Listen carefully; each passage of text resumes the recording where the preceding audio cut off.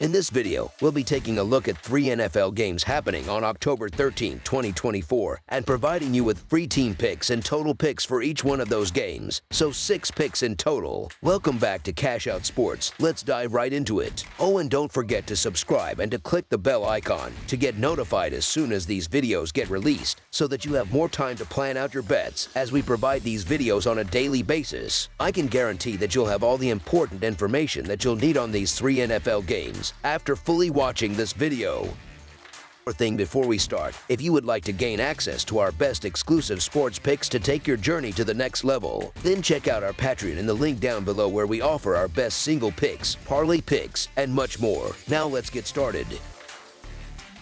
Tampa Bay Buccaneers versus New Orleans Saints. The New Orleans Saints will play host to the Tampa Bay Buccaneers in a National Football Conference South showdown this Sunday afternoon at the Caesars Superdome. With just one game separating these two division rivals, Tampa Bay holds a slight edge over New Orleans heading into this road contest. This marks the first time these two teams will meet this season, and their encounters last year resulted in a split. Over the last 10 meetings, the Saints hold a 6-4 advantage, but this is a matchup that often goes either way. Given the high stakes in the National Football Conference South, this is a game that fans won't want to miss, as it could have a significant impact on the division standings. I was really excited about this game, but then Monday Night Football changed everything. The Saints faced off against the Kansas City Chiefs in Week 5 at Arrowhead Stadium, and unfortunately, quarterback Derek Carr had a disappointing performance. To make matters worse, Carr suffered an injury, which is expected to sideline him for the next few weeks. As a result, the starting quarterback role for Sunday's game will be decided between Jake Heiner and Spencer Rattler, who will be competing in practice this week.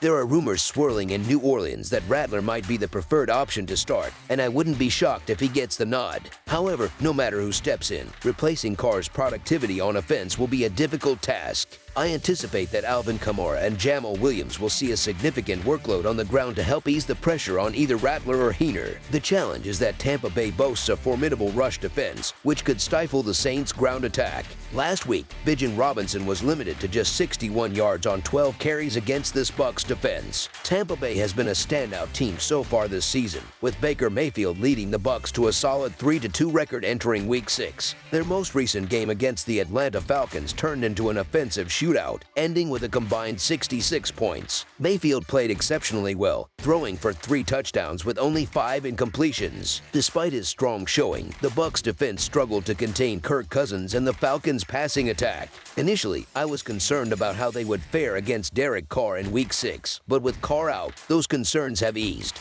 The Buccaneers secondary should face a much less daunting challenge against either Rattler or Heiner, which could put the bulk of the pressure on Kamara and the Saints' rushing game. The Buccaneers suffered a heartbreaking loss on the road last Thursday against the Falcons, losing in overtime after squandering a late lead. The silver lining for Tampa Bay is that they had an extra 4 days of rest, which could prove valuable, especially since the Saints are dealing with several injuries. Carr's oblique injury, sustained late in New Orleans' Week 5 loss to the Chiefs, leaves the Saints in a tough spot with a quick turnaround. With the inexperienced Spencer Rattler expected to be under center, Tampa Bay's defense, which struggled last week by allowing 500 yards to Kirk Cousins, will be eager to rebound. Head coach Todd Bowles will undoubtedly have his defense prepared for this matchup. Additionally, Tampa Bay has been strong on the road, going 9-3 against the spread in their last 12 away games. In the end, the absence of Carr drastically changes the Saints' outlook, and with Tampa Bay coming off extra rest, the Tampa Bay Buccaneers to win and cover the spread as favorites is our full game side pick. While the Saints' offense will take a hit without Carr, the Buccaneers' defense isn't strong enough to completely shut them down. I anticipate that we'll see a heavy dose of Kamara in the running game, as well as some deep passes to Rashid Shaheed and Chris Olave, which should help New Orleans put up around 10-14 points. If the Saints can manage to reach double digits, this game has a good chance of surpassing the total points line. That's largely because the Buccaneers have boasted one of the top offenses in the league through the early part of the season. Tampa Bay is averaging the 9th most points per game, thanks in large part to the trio of Baker Mayfield, Mike Evans, and Chris Godwin. Adding to Tampa Bay's offensive firepower is a rising star star in the backfield, Bucky Irving. Since Rashad White's struggles over the first few weeks, Irving has been seeing more playing time and has made the most of his limited opportunities. The former Oregon standout is expected to continue earning more snaps in the coming weeks, which should boost the Bucs' offense even further. Tampa Bay has scored 30 or more points in consecutive weeks, and even with Carr out for the Saints, I believe the total points line for this game is reachable, making over the projected total our full game total pick.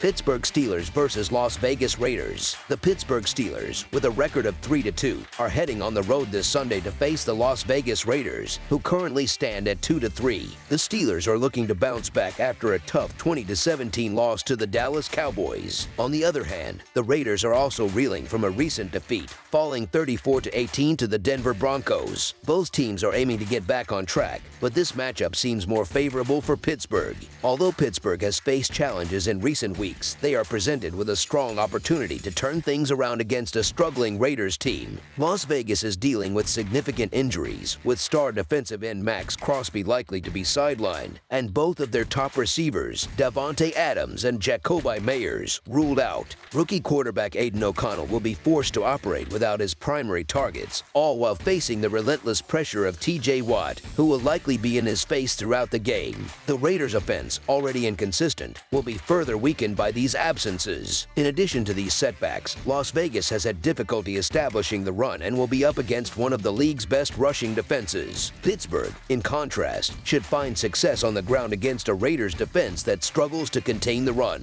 The Raiders' inability to stop the run plays right into the strengths of the Steelers, who rank in the top 5 in rushing attempts. This could spark some much-needed life in Pittsburgh's offense, which should be capable of exceeding 20 points, something most of Las Vegas' opponents have done this season. With Pittsburgh's defense performing at a high level, the Steelers won't need to put up a ton of points to secure a victory. The key will be their defense, which has only allowed one team to score more than 20 points this season. Their dominant pass rush is likely to feast on Las Vegas' shaky offensive line, and the Raiders don't pose a significant threat in the running game. With turnovers expected to heavily favor Pittsburgh, this game could be decided by the defense. Although it's not always enticing to bet on the Steelers as road favorites, particularly given their offensive struggles, the Raiders are in complete disarray on both sides of the ball. Las Vegas is having trouble finishing drives. Their star player Davante Adams is dealing with injury and trade rumors, and they recently lost Christian Wilkins on the defensive line. Given these factors, Pittsburgh's defense should be the difference maker, providing the stability needed for the Steelers to stop their recent slide. Therefore, the Pittsburgh Steelers to win and cover the spread as favorites is our full game side pick.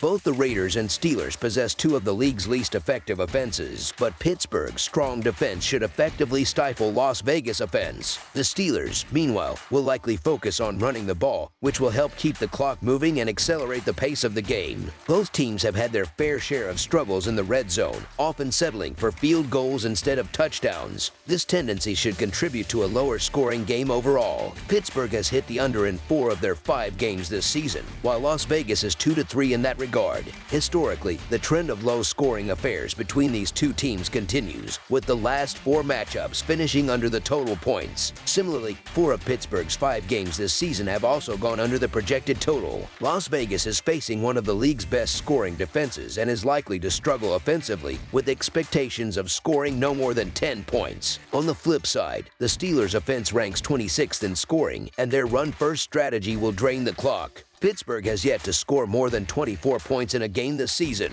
Given these factors, this matchup is shaping up to be a low-scoring contest, making under the projected total our full game total pick.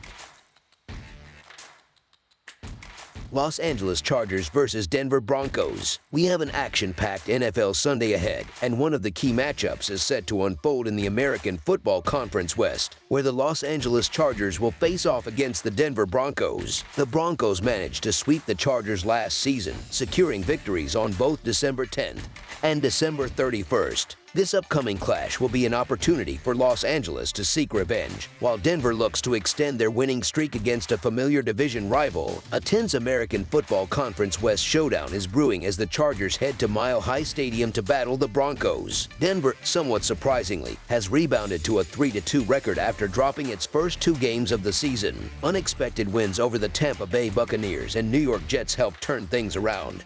but it was the Broncos' convincing 34-18 win over the Las Vegas Raiders that truly showcased their potential. Despite Bo Nix's slow start as a rookie quarterback, his recent performances have been more stable, with no interceptions in the last 3 games. However, the real backbone of Denver's success lies in its defense. Over the last 4 games, the Broncos have only allowed 47 points and are currently ranked second in the league in passing yards allowed per attempt. With just 4 passing touchdowns surrendered all season, they seem well equipped to contain Justin Herbert and the Chargers' offense. Though the Chargers have had an extra week to prepare, thanks to their bye, it's uncertain if they'll come out firing on all cylinders. They began the season with wins over the Raiders and Panthers, but those victories have lost some luster as both of those teams have struggled since. Los Angeles' bigger concern is their offensive struggles and subsequent losses to the Steelers and the Chargers, managing just 10 points in each of those contests. Facing 2 strong defenses contributed to those low-scoring efforts, and Denver poses a similar challenge. Justin Herbert has yet to surpass 179 passing yards in a game this season, which could lead to another frustrating outing for the Chargers' offense. Despite entering the game as underdogs, Denver has several factors working in its favor. The home field advantage at Mile High, known for its challenging altitude, is a significant benefit. Furthermore, the Broncos are in rhythm, whereas the Chargers could be rusty after their week off. Justin Herbert is also dealing with a lingering ankle injury, which has noticeably hampered Los Angeles' offense. Denver's stout defense has the ability to shut down the Chargers' running game and has momentum on their side offensively. Given the difficulties teams often face when traveling to Denver, the Broncos should be able to keep this game close, with a good chance of pulling off an outright win. Therefore, the Denver Broncos to cover the spread as underdogs is our full game side pick.